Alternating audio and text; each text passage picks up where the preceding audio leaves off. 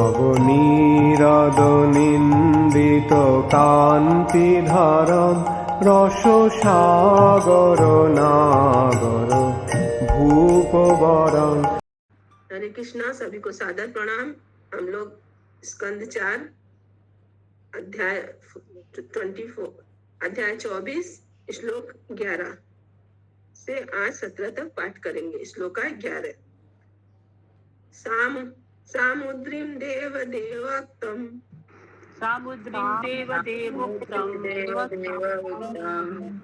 उपएमे शतदुक्तिम्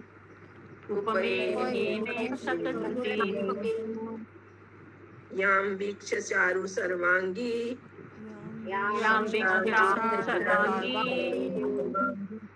किशोरीं सुष्ट वलंकताम्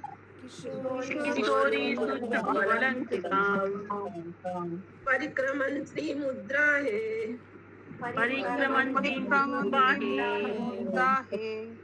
चक्मे अग्निषु किमिव।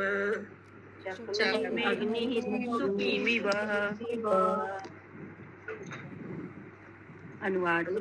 महाराज बरहिषद, आगे प्राचीन बरिषद नाम से विख्यात उस सर्वोपरि देवता ब्रह्मा ने समुद्र की कन्या सतदूति के साथ विवाह करने का आदेश दिया था। उसके शरीर के अंग प्रत्यंग अत्यंत सुंदर थे और वह अत्यंत युवा थी।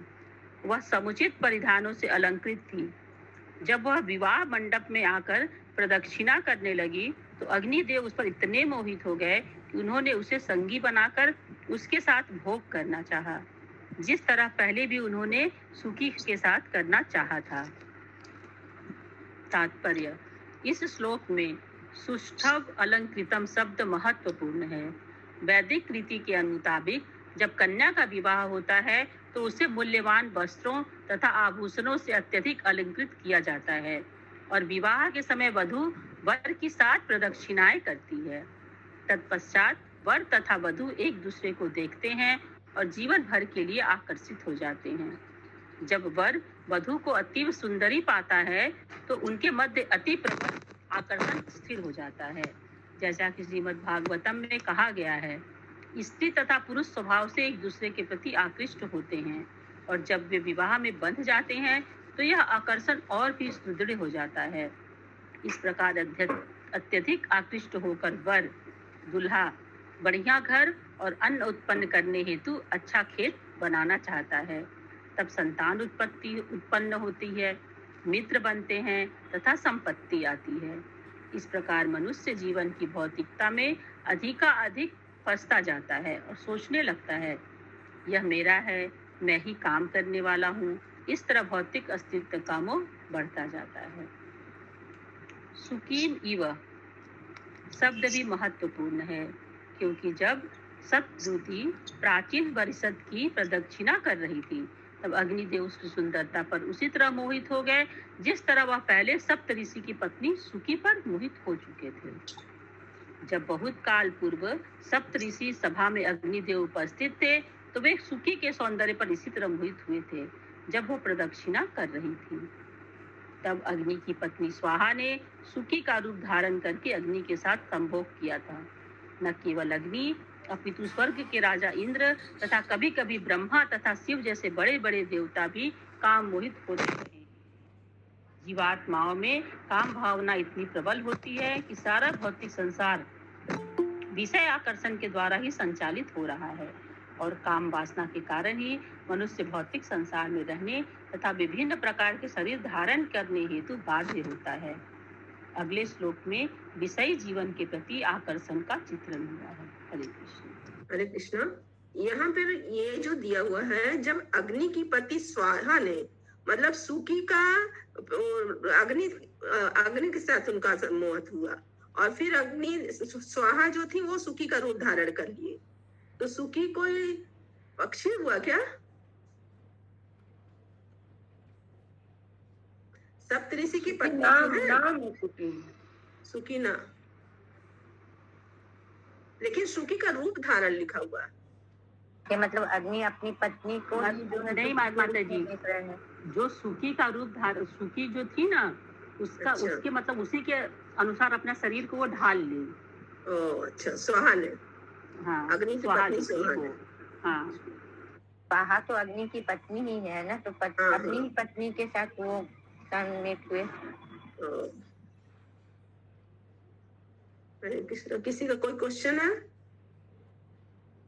ऐसा भी होता था देवता लोग में भी। श्लोका 12। विबुधासुर गंधर्व गंधर्व मुनि सिद्ध नरोरगा मुनि सिद्ध नरोरगाः विजितासुर्यया दिक्षु वीणासुरयादिषु पणयन्त्या एव नूपुर पुनन्ते नूपुरे। अनुवाद। जब सतद्रुति का इस तरह विवाह हो रहा था तो असुर, गंधर्व लोक के निवासी, बड़े बड़े साधु एवं सिद्ध लोग, पृथ्वी लोक तथा नाग लोक के निवासी सभी अत्यंत विद्वान होते हुए भी उसके नूपुरों की झंकार से मोहित हो रहे थे। तात्पर्य। सामान्य रूप से कम आयु में विवाह हो जाने पर एक संतान को जन्म देने के पश्चात स्त्री अधिक सुंदर हो जाती है। संतान को जन्म देना नारी का प्राकृतिक कार्य है। इस प्रकार एक के बाद एक संतान उत्पन्न करके वह अधिक सुंदर होती जाती है। किंतु सतद्रुति इतनी सुंदर थी कि उसने अपने विवाह उत्सव में ही सारे संसार को मोह लिया। वास्तव में उसने अपने नूपुरों की झनकार से बड़े बड़े विद्वानों, देवताओं को आकृष्ट कर लिया। इससे सूचित होता है कि सभी देवता उसका सौंदर्य पूर्णतया देखना चाह रहे थे, किंतु वस्त्र आभूषणों से ढकी होने के कारण वे उसे ठीक से नहीं देख पा रहे थे। चूंकि वो केवल उनके पांव ही देख सकते थे, अतः वे नूपुरों की झनकार सुनकर ही मोहित हो रहे थे। दूसरे शब्दों में देवतागण उसके द्वारा केवल उसकी नूपुरों की झनकार सुनकर ही मोहित हो गए। उन्हें उसका पूरा सौंदर्य देखने की आवश्यकता न थी। कभी कभी मनुष्य स्त्रियों की चूड़ियों की खनक, नूपुरों की झंकार तथा साड़ी देखकर ही कामोत्तेजित हो उठता है। इस प्रकार निष्कर्ष यह निकलता है कि स्त्री माया की पूर्ण प्रतिनिधि है। यद्यपि विश्वामित्र मुनि आंखें बंद किए अयोगाभ्यास में लीन थे, किंतु जब उन्होंने मेनका के हाथों की चूड़ियों की खनक सुनी तो उनका दिव्य ध्यान टूट गया। इस प्रकार विश्वामित्र मुनि मेनका के चंगुल में आ गए और उससे एक संतान उत्पन्न हुई जो शकुंतला नाम से जगत में प्रसिद्ध हुई। निष्कर्ष यह है कि कोई भी अपने आप को नारी आकर्षण से नहीं बचा सकता, भले ही वह महान देवता अथवा उच्च लोक का निवासी क्यों न हो। केवल भगवत भक्त जो श्री कृष्ण से आकृष्ट हुआ है, स्त्री के प्रलोभन से बच जाता है। एक बार भगवान श्री कृष्ण द्वारा आकृष्ट होने पर संसार की भ्रामक शक्ति माया उससे आकर्षित नहीं कर सकती। हरे कृष्ण। लास्ट सेंटेंस का क्या मतलब हुआ? एक बार कृष्ण द्वारा मतलब भगवान का जो प्रेमी बन गया, मतलब भगवान के आकर्षण जिसको भा गया, फिर दुनिया की कोई शक्ति माया ही क्यों न हो उसको आकर्षित नहीं कर सकती है। देवी ऐसा गुणमयी मम माया दुरत्या माँ में वही प्रपदन्ते माया में तम तरिन्ते। जो भगवान के में शरण में चला जाता है उसको माया कुछ नहीं कर पाएगी। श्लोका 13। प्राचीन वर्ष पुत्रा प्राचीन वर्षिष्ठः पुत्रा शतदुत्यां दशा भवन्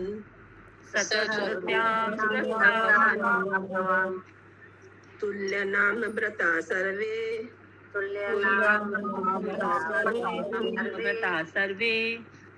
धर्म स्नाता प्रचेतस।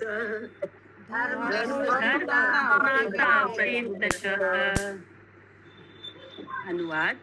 राजा प्राचीन बरिसत ने सतद्रुति की कोख से 10 पुत्र उत्पन्न किए। वे सभी समान रूप से धर्मात्मा थे और वे सभी प्रचेता नाम से विख्यात हुए। तात्पर्य। धर्म स्नाता शब्द महत्वपूर्ण है क्योंकि 10 पुत्र धर्म में पूर्णतः रत थे, साथ ही वे समस्त उत्तम गुणों से युक्त थे। मनुष्य तभी पूर्ण माना जाता है जब वह पूर्ण रूप से धार्मिक हो, अपनी भक्ति में सेवा के व्रत को संपन्न करने में पूर्ण हो, ज्ञान में पूर्ण हो एवं उत्तम आचरण वाला हो इत्यादि। सभी प्रचेतागण समान रूप से सिद्ध थे। बहुत पहले प्रचेता लोग के बारे में आया था, आज यहाँ पे देखिए दिखा रहा है कि प्रचेता लोग कौन थे। प्राचीन वेद के पुत्र थे प्रचेता लोग।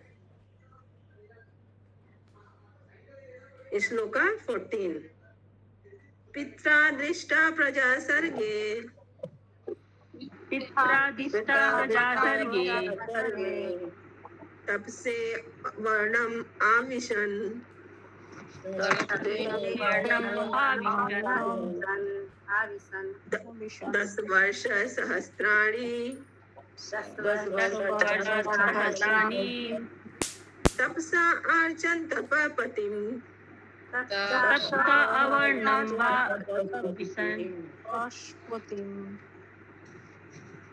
अनुवाद। जब इन सभी प्रचेताओं को उनके पिता ने विवाह करके संतान उत्पन्न करने का आदेश दिया तो सबने समुद्र में प्रवेश किया और 10,000 वर्षों तक तपस्या की। इस प्रकार उन्होंने समस्त तपस्या के स्वामी पूर्ण पुरुषोत्तम भगवान की उपासना की। तात्पर्य, कभी कभी ऋषि तथा साधुगण संसार के शोरगुल से दूर एकांतवास करने हेतु हिमालय पर्वत में चले जाते हैं, किंतु ऐसा लगता है कि एकांतवास में तपस्या करने हेतु प्राचीन वरिष्ठ के सभी पुत्रों ने समुद्र की गहराई के भीतर प्रवेश किया। चूंकि वे 10,000 वर्षों तक तपस्या करते रहे, अतः यह घटना सतयुग की है, क्योंकि तब लोग 1 लाख वर्ष तक जीवित रहते थे। यह भी महत्वपूर्ण बात है कि तपस्या करते हुए उन्होंने तपस्या के स्वामी पूर्ण पुरुषोत्तम भगवान श्री कृष्ण की उपासना की। यदि चरम लक्ष्य की प्राप्ति के लिए कोई तपस्या करना चाहता है तो उसे पूर्ण पुरुषोत्तम भगवान की कृपा प्राप्त करनी चाहिए। यदि उसे भगवत कृपा प्राप्त हो गई तो समझिए कि उसने सारी तपस्याएं समाप्त करके उनमें दक्षता प्राप्त कर ली है। दूसरी ओर, यदि उसे भक्ति की पूर्ण अवस्था प्राप्त नहीं हो पाती तो उसकी सारी तपस्याएं व्यर्थ हैं, क्योंकि परमेश्वर के बिना तपस्या करने से प्राप्त होने वाले सर्वोच्च फल को कोई प्राप्त नहीं कर सकता। जैसा कि श्रीमद् भागवत गीता 5.29 में कहा गया है, भगवान श्री कृष्ण समस्त तपस्याओं तथा यज्ञों के स्वामी हैं। भोक्तारम यज्ञ तपसाम सर्वलोक महेश्वरम। इस प्रकार तपस्या का वांछित फल भगवान श्री कृष्ण से ही प्राप्त हो सकता है। श्रीमद् भागवतम 3.33.7 में कहा गया है, अहो बत स्वपचो अतो अहो बत स्वपचवती गरियान यज्जीवा अग्रे वर्तते नाम तुभ्यं तेप उपस्त तपस्ते जुहुवु सस्नुरार्या ब्रह्मानुचूर्णाम गृह्णन्ति एते। भले ही कोई चांडाल कुल में अर्थात मानव समाज का सबसे निचले वर्ग में क्यों न जन्मा हो, यदि वह श्री भगवान के नाम का जप करता है तो वह धन्य है, क्योंकि यह समझा जाता है ऐसे जप से भक्त यह सिद्ध कर देता है कि पिछले जन्म में उसने सभी प्रकार की तपस्याएं की थी। भगवान श्री चैतन्य की कृपा से जो कोई महामंत्र हरे कृष्णा कृष्णा कृष्णा हरे हरे, हरे राम राम राम हरे हरे का जप करता है, वह उस परम सिद्धि को प्राप्त करता है जिसे पहले के लोग समुद्र में प्रवेश करके 10,000 वर्षों तक तपस्या करके प्राप्त करते थे। यदि इस कलयुग में कोई हरे कृष्ण मंत्र जप करने का लाभ नहीं उठाता तो जो इस युग की पतित आत्माओं के लिए सबसे बड़ी छूट है, तो यह समझना चाहिए कि वह श्री भगवान की माया से बुरी तरह मोहग्रस्त है। हरे कृष्ण। हरे कृष्ण तो 10,000 तपस्या के फल के बराबर हरे कृष्ण महामंत्र है। आप लोग सब लोग उसका वैल्यू समझिए। हरि बोल। हम लोग को बहुत ही अच्छा प्रभुपाद जी दे के गए हैं, इतना अच्छा रास्ता, इतना अच्छा पथ सब मिल गया। अब उसका हम लोग को खाली लाभ उठाना है। श्लोक 15 यद्युक्तं पथि दृष्टेन गिरीशेन प्रसीदता तद्ध्यायन्तो जपन्तश्च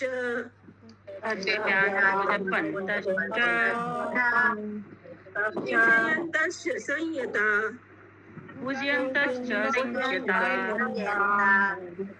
अनुवाद। प्रभुपाद जी ऐसा चीज दिए, ना समुद्र में जाना है ना पहाड़ पे चढ़ना है, अपना वही तो हम बोल गृहस्थी रहे हैं। संभालते हुए भगवान का सेवा करो, बस हरे कृष्ण बस। करो। हो गया। अनुवाद। जब प्राचीन परिषद के सभी पुत्रों ने तपस्या करने के उद्देश्य से घर छोड़ दिया तो उन्हें शिव मिले, जिन्होंने अत्यंत कृपा करके उन्हें परम सत्य के विषय में उपदेश दिया। प्राचीन परिषद के सभी पुत्रों ने उनके उपदेशों को अत्यंत सावधानी तथा मनोयोग से जपते तथा पूजा करते हुए उनके विषय में ध्यान किया। तात्पर्य। यह स्पष्ट है कि तपस्या करने हेतु या किसी भी प्रकार की भक्ति के लिए गुरु द्वारा पथ प्रदर्शन की आवश्यकता पड़ती है। यहाँ यह स्पष्ट उल्लेख किया गया है कि महाराज प्राचीन परिषद के 10 पुत्रों को शिव के प्रकट होने से यह कृपा प्राप्त हुई और उन्होंने दयावश उन्हें तपस्या करने के विषय में उपदेश किया। वास्तव में शिव उन 10 के गुरु हो गए और बदले में उनके शिष्यों ने उनके उपदेशों को इतनी गंभीरता से ग्रहण किया कि मात्र उन पर ध्यान करने से ध्यायन्तः वे सिद्ध हो सके। यही सफलता का रहस्य है। दीक्षा ग्रहण करके तथा गुरु से आदेश प्राप्त करके शिष्य को बिना हिचक गुरु के उपदेशों या आदेशों के विषय में ध्यान करना चाहिए और अपने आप को किसी अन्य वस्तु से विचलित नहीं होने देना चाहिए। श्रील विश्वनाथ चक्रवर्ती ठाकुर का भी यही मत है, जिन्होंने श्रीमद् भगवद गीता के 2.41 एक श्लोक व्यवसायात्मिका बुद्धि एके ह्य कुरु नंदन की व्याख्या करते हुए इंगित किया है कि शिष्य के लिए गुरु का आदेश ही जीवन का आधार है। शिष्य शिव भगवान के धाम जा रहा है या नहीं, उसकी उसे परवाह नहीं करनी चाहिए। उसका पहला कर्तव्य यह है कि वह गुरु के आदेश का पालन करे। इस प्रकार शिष्य को गुरु के आदेश पर सदैव ध्यान करना चाहिए। यही पूर्ण ध्यान है। उसे न केवल उस आदेश के विषय में ध्यान करना चाहिए, अपितु उन साधनों की खोज भी करनी चाहिए जिनसे वह ठीक से उपासना कर सके और उस आदेश को पूरा कर सके। हरे कृष्ण। उस समय में भी गुरु की जरूरत पड़ती थी। शिव जी गुरु बन के आए, उन लोग को उपदेश दिए, प्रचेता लोग को। इस श्लोक का 16। किसी का कोई क्वेश्चन है तो पूछ सकता है, नहीं तो हम लोग आगे बढ़ते हैं। विदुर उवाच। हरे कृष्ण माता जी। बोलिए। हरे कृष्ण बोलिए माता जी। माता जी, यहाँ पे प्राचीन बरही है कि प्राचीन परिषद है? परिषद नहीं, बहिर है। बरही है ना? बरही। हाँ। अच्छा, ठीक है। विदुर उवाच। प्रचेतसां गिरित्रेण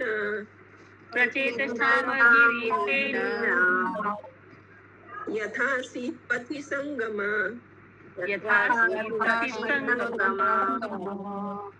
यद यदूताः हर प्रीतः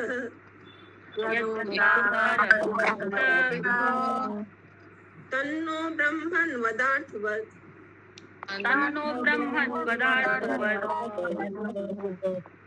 अनुवाद। विदुर ने श्री मत्ते मुनि से पूछा, हे ब्राह्मण, प्रचेतागण रास्ते में शिव से क्यों मिले? कृपया मुझे बताएं कि उनसे किस प्रकार भेंट हुई। भगवान शिव उनसे किस प्रकार इतने प्रसन्न हो गए और उन्होंने क्या उपदेश दिया। निसंदेह ऐसी बातें महत्वपूर्ण हैं और मैं चाहता हूँ कि आप कृपा करके मुझसे इनका वर्णन करें। तात्पर्य। जब भी भक्त तथा भगवान के बीच या उच्च भक्तों में परस्पर महत्वपूर्ण वार्ताएं हो तो मनुष्य को उन्हें सुनने हेतु अत्यंत उत्सुक होना चाहिए। नैमिषारण्य की सभा में जहाँ सभी ऋषियों को श्रील सूत गोस्वामी श्रीमद् भागवतम सुना रहे थे, उनसे भी महाराज परीक्षित तथा श्रील सुखदेव गोस्वामी की वार्ताओं के विषय में पूछा गया, क्योंकि ऋषियों को विश्वास था कि उनकी वार्ताएं भी भगवान श्री कृष्ण तथा अर्जुन के मध्य हुई वार्ताओं के समान महत्वपूर्ण रही होंगी। जिस प्रकार प्रत्येक व्यक्ति प्रबुद्ध होने हेतु श्रीमद् भगवद गीता से पूर्णतया अवगत होना चाहता है, उसी प्रकार विदुर भी शिव तथा प्रचेताओं के बीच हुई वार्ता के विषय में श्री मैत्रेय मुनि से जानने हेतु उत्सुक थे। हरे कृष्ण। हरे कृष्ण। इस श्लोक में बताया जा रहा है कि जैसे भगवान कृष्ण और अर्जुन के मध्य वार्ता हुई, उसी तरह सुखदेव और उनको परीक्षित के बीच में जो वार्ता हुई, उसके बारे में ऋषि लोग पूछ रहे हैं। किससे? श्री सूत गोस्वामी से। और यहाँ पे विदुर जी मैत्रेय जी से पूछना चाह रहे हैं कि शिव तथा प्रचेता लोग के बीच में क्या वार्ता हुई। आज का अंतिम श्लोक 17। संगम खलु विपर्शये, संगमः खलु विपर्शये,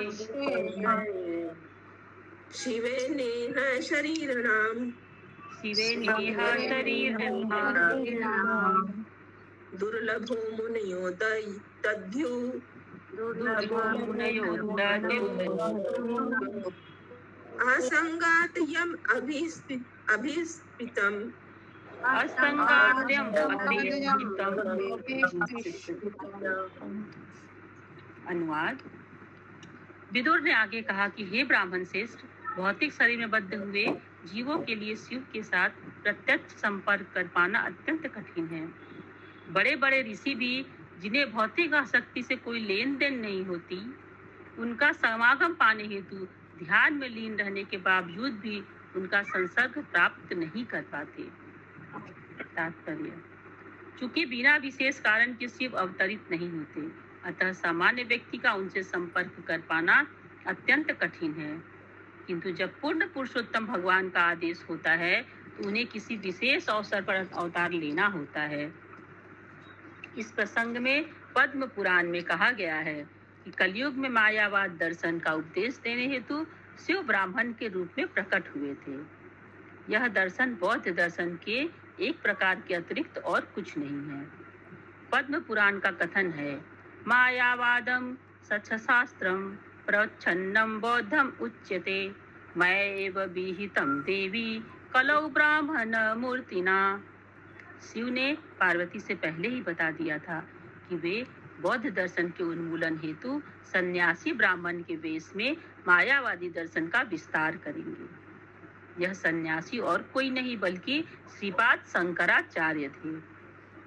बौद्ध दर्शन के प्रभाव पर विजय पाने तथा वेदांत दर्शन का प्रसार करने हेतु श्रीपाद शंकराचार्य को बौद्ध दर्शन के साथ कुछ समझौता करना पड़ा और उस समय की आवश्यकता के अनुसार उन्हें केवल अद्वैतवाद का उपदेश दिया। अन्यथा उन्हें मायावादी दर्शन का उपदेश देने की कोई आवश्यकता। म्यूट कर लीजिए। हरे कृष्णा पढ़िए। अन्यथा उन्हें मायावादी दर्शन का उपदेश देने की कोई आवश्यकता नहीं थी। इस समय मायावादी दर्शन या बौद्ध दर्शन की कोई आवश्यकता नहीं है। अतः भगवान श्री चैतन्य ने इन दोनों का बहिष्कार किया। यह कृष्ण भावनामृत आंदोलन भगवान श्री चैतन्य के दर्शन का प्रसार और दोनों प्रकार के मायावादी दर्शनों का बहिष्कार कर रहा है। एक प्रकार से बौद्ध दर्शन तथा शंकर दर्शन भौतिक स्तर पर मायावाद के विभिन्न रूप हैं। इनमें से किसी का भी अस्तित्व आध्यात्मिक महत्व नहीं है। आध्यात्मिक महत्व तो श्रीमद् भगवद गीता के दर्शन को स्वीकार करने के पश्चात ही आता है, जो पूर्ण पुरुषोत्तम भगवान की शरण ग्रहण करने में फलीभूत होता है। सामान्यतः लोग किसी भौतिक लाभ के लिए शिव की पूजा करते हैं और यद्यपि वे उनका दर्शन नहीं कर पाते हैं, फिर भी वे उनकी उपासना करके बड़े बड़े भौतिक लाभ प्राप्त करते हैं। हरे कृष्ण। हरे कृष्णा।